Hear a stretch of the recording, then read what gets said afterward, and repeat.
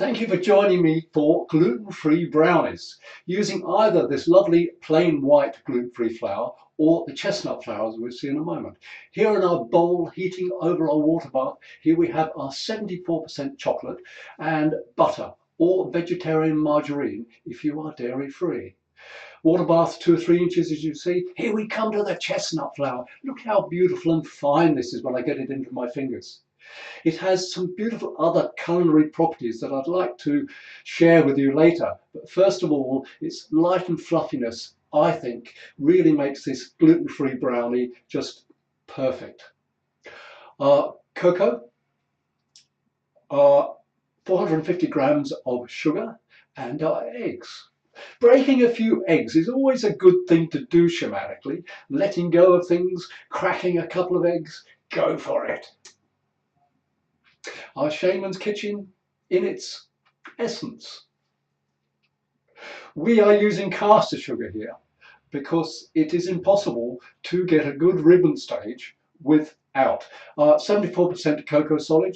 This is potentially vegetarian, definitely vegetarian, potentially even vegan chocolate. Vanilla aroma or vanilla essence, and we are then going to cream up our eggs and sugar. Deep tin, at least 2.5 inches deep, oiled and then lined with greaseproof paper. Always oil and line your baking tins when you're making cakes specifically. So much easier to get out, as you'll see. Make sure you go well into the corners and then you won't get any little bit of cracks around the edges when it's not pushed in properly. We're now going to go back to our eggs that are hopefully now, through our beautiful caster sugar, they're going to ribbon stage. It is this beating of the eggs to this point that really makes this cake. You can see now ribbon stage. What is ribbon stage? When it leaves a ribbon in the eggs. Simply now our chocolate is melted. All we then do is put our ingredients together. So here goes our chocolates. If you can get one of these lovely scrapers as part of your kit, it is well worth the money because you don't leave any waste. And I'm not a favour of any wastage at all, if possible. We're then going in, so stirring this around now, we're then going to put in our chestnut flour. And then, as I said, we're going to use a vanilla aroma today, our cocoa. Vanilla aroma today, which I'm going to glug in because it's an aroma. If you are using vanilla essence or vanilla bean paste, you only want to use a few drops. But we're going to put a glug in today because it's an aroma of, it's not an essence. Much less expensive, available in France where I was. So we're now going to mix this in thoroughly. Speed it up beautifully. My prowess in the... Don't you love it? I love it, sorry. And then we then put this into our lined baking tray, making sure we go to the edges of the tin. Again, we're going to scrape all of this out. Look at that lovely cake mix. This cake in the center is so soft and gooey. It's beautiful.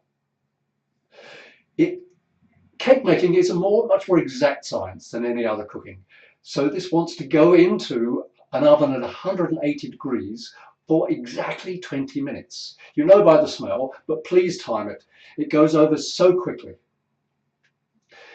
20 minutes later, we have our brownie cooked.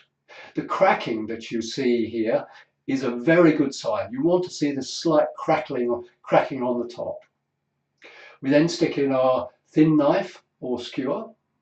And unlike other cakes, you want it, another cake, you want it to come out cleanly. With the brownie, we want to just see this little bit of chocolate on the bottom, because that means it's still beautiful and gooey in the center. That's the bit we're looking for. We are then going to cool this down for at least 2 hours. Then we release it with the greaseproof paper at the sides. Lift it up. And then we do double flip. We put our baking tray on the top, flip it upside down, take out because it comes out so easily now, greaseproof paper. Then the tray back on top, then slide this, flip it back again, and then put this against the edge of the bench, and then just slide that off onto the bench like that. Voila, your cake out of the tin so simply. When you are cutting the brownie, you want to use a knife in boiling water because the gooiness in the center will stick to the knife and it will spoil the slice when you put insert the knife for the second piece. So in the boiling water now, rinse it off, have a cloth that you can then wipe it dry with, and then continue cutting. You can almost hear the crustiness of this cutting. And here, everybody, we have our gluten-free brownies made with so much love, especially for you. Thank you.